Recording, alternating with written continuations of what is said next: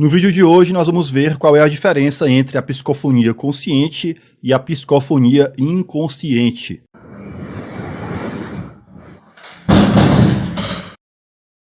Meu nome é Rafael, seja bem-vindo ao canal Mesa Girante e para tratarmos deste assunto vamos analisar a resposta que o Sr. Jorge Elarrat fez exatamente para uma pergunta nesse sentido. Qual é a diferença entre a psicofonia consciente e inconsciente? Vejamos o que ele nos diz. Play. Pergunta de Marli Prates, que veio através do canal parceiro Casa Espírita Seara de Luz, de Guarantã do Norte, Mato Grosso.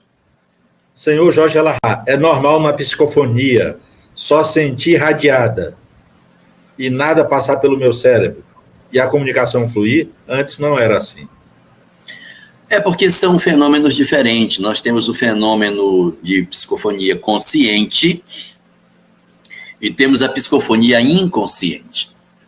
Existem pessoas que expressam os dois tipos de mediunidade, tanto consciente como inconsciente. Como funciona a psicofonia consciente? O espírito aproxima-se do médium e sugere as ideias para o médium. O médium, de posse das ideias e dos sentimentos que o espírito lhe passa, começa a falar do que ele está sentindo. Ódio, medo, angústia, saudade, depressão, desespero ou alegria, desejo de ajudar. O sentimento toma o médium e ele se expressa a partir daí. Essa é o mecanismo do processo da chamada mediunidade consciente. Na mediunidade inconsciente, existe um acoplamento muito mais profundo entre o espírito e o médium.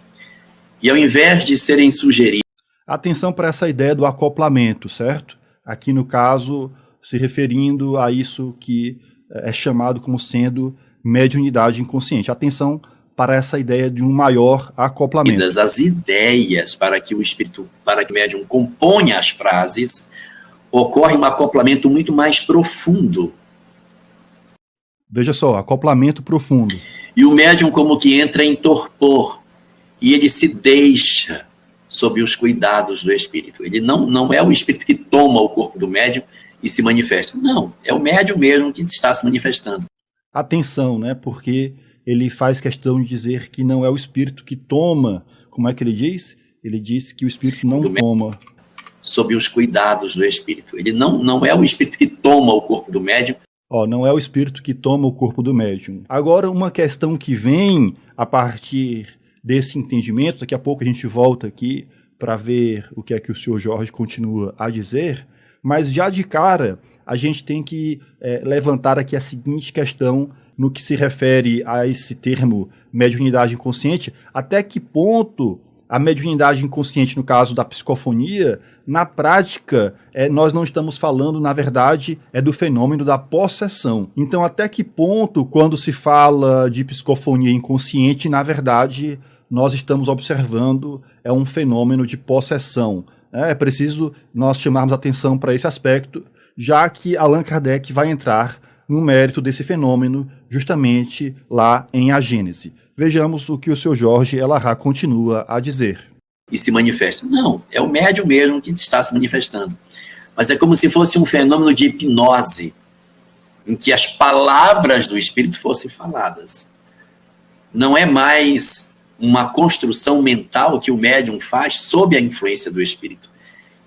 Quando ele faz essa distinção em relação a uma espécie de construção mental a partir da influência do espírito, é porque ele quer fazer a diferença aqui em relação à psicofonia consciente. Daqui a pouco a gente vai ver no item 166 do capítulo 14 de O Livro dos Médiuns, como Allan Kardec coloca isso de uma forma mais clara. Essas expressões, psicofonia consciente e inconsciente, digamos, não é algo que foi cunhado por Allan Kardec. Ele define a coisa a partir de um outro entendimento que nós julgamos mais claro a fim de compreender o fenômeno. Vejamos aqui. Então, nesse segundo caso da mediunidade, volta um pouquinho. Não é mais uma construção mental que o médium faz sob a influência do espírito. Então, nesse segundo caso da mediunidade inconsciente, quando o transe acaba, o médium ele não lembra do que ele disse. Ele só lembra do começo. Eu senti que foi me tomando e aí eu não lembro mais o que eu falei. E, evidentemente, Entre a mediunidade consciente e a mediunidade inconsciente tem um largo caminho aqui no meio de pessoas. Assim, eu lembro vagamente do que eu falei. Eu lembro que era uma mulher, estava num fosso, né? Não me lembro mais o resto. Eu sei que era um negócio mais ou menos assim. O que acontece? É um mecanismo semiconsciente, em que eu entendo o que está acontecendo, mas não tenho total domínio sobre as coisas. Então é possível que você esteja experimentando esses dois fenômenos. Um consciente, no qual as ideias chegam e você constrói as frases e o pensamento a partir das ideias que o espírito dá. E um segundo fenômeno em que a ideia irradiada toma você, sem que você consiga construir nem lembrar depois o que foi que aconteceu. Aquele concluiu. Próxima pergunta de Aí vamos ver o que é que a gente encontra no Livro dos Médiuns, quando aqui vem a explicação do que seria a psicofonia consciente. Vejamos. Deixa eu aprontar aqui, vamos lá, ok, pronto. Capítulo 14 dos médiuns, médiuns falantes, tal, e aqui vem a distinção a partir do início do item 166. Um pouco antes aqui a gente encontra a descrição do seguinte: querendo comunicar-se, o espírito se serve do órgão que se lhe depara mais flexível no médium. A um toma da mão, a outro da palavra, a um terceiro do ouvido. Ele faz aqui essa distinção entre o audiente, o psicográfico e o psicofônico. E ele vai falar do psicofônico agora. O médium falante geralmente se exprime sem ter consciência do que diz e muitas vezes diz coisas completamente estranhas às suas ideias habituais, aos seus conhecimentos e até fora do alcance de sua inteligência. Beleza. Embora se ache perfeitamente acordado e em estado normal, raramente guarda lembrança do que diz. Em suma, nele a palavra é um instrumento de que se serve o espírito com o qual uma terceira pessoa pode comunicar-se, como pode com o auxílio de um médium audiente, no caso daquele que apenas escuta. O outro escuta e fala, nesse caso, o espírito fala pelo médium. Beleza. Nem sempre, porém, é tão completa a passividade do médium falante. E em relação a essa passividade, eu volto à questão que eu havia comentado lá quando nós pausamos a fala do senhor Jorge. Até que ponto essa passividade aqui descrita por Allan Kardec no item 166 do Livro dos Médiuns, na prática, trata-se do fenômeno da possessão que ele vai observar lá em A Gênese. Então aqui ele aborda essa questão da passividade, como nós lemos. Geralmente ele se exprime sem ter consciência, ou seja, sem ter noção daquilo que fala. Então essa passividade nem sempre é completa, e aí vem a questão, até que ponto, na prática, a gente está observando aqui, e Allan Kardec ainda não tinha chegado a essa conclusão relativa à possessão. Então até que ponto essa passividade, na prática, trata-se da possessão, no caso, quando não ocorre por parte de maus espíritos. E aí o texto continua. Alguns há que têm a intuição do que dizem. Então vejamos, não há aqui a passividade total, porque em alguns casos os indivíduos têm a intuição daquilo que dizem no momento mesmo em que pronunciam as palavras. E aqui vem uma semelhança muito interessante com a psicografia, justamente no caso da psicografia semimecânica, no qual o médium ele toma conhecimento do que escreve à medida que escreve. Nesse caso, o psicofônico ele tem a intuição daquilo que vai dizer, mas efetivamente só toma conhecimento à medida que fala. À medida que fala, ele vai tomando conhecimento e registrando as coisas que diz, à medida que diz, à medida que fala, que vai botando para fora, ele vai tomando conhecimento. Ele tem a intuição de que algo deve ser dito, até uma espécie de vislumbre acerca do que se trata, mas efetivamente o que é dito só é dito na hora que fala, e aí a coisa vai acontecendo.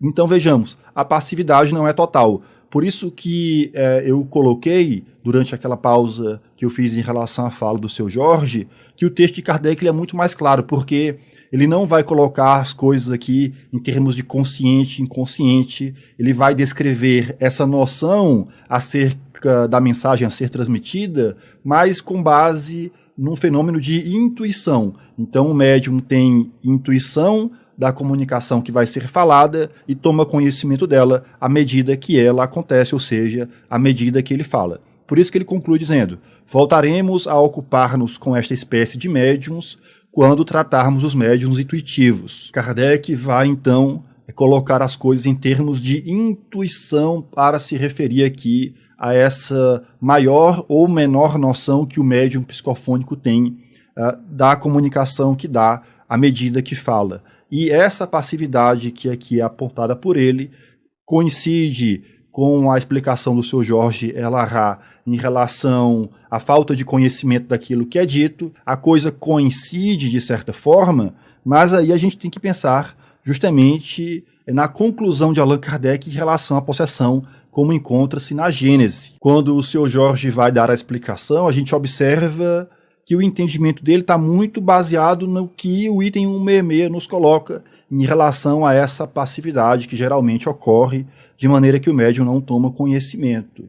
E é tanto que ele vai dizer, não há posse, né? O espírito não toma o médium, o corpo do médium para se comunicar, que é exatamente a ideia contrária à que Allan Kardec vai chegar lá no entendimento da possessão. Portanto, sempre que a gente se deparar com esse entendimento de uma maior passividade durante o fenômeno da psicofonia, ou seja, durante uma comunicação falada, vamos colocar assim para ficar mais claro, então, há uma comunicação falada no qual o médium não registra o que fala, ele não tem conhecimento daquilo que diz. Sempre que a gente se deparar com esse entendimento de uma maior passividade nesse sentido, a gente precisa levar em conta a possibilidade, sim, de se tratar de um fenômeno de possessão, como Kardec descreveu, quando ele vai falar das obsessões e das possessões. Beleza? Inscreva-se no canal se você não for inscrito, deixa aí o seu curtir, deixa aqui o seu comentário a respeito de tudo isso que foi falado. É isso, até uma próxima. Valeu!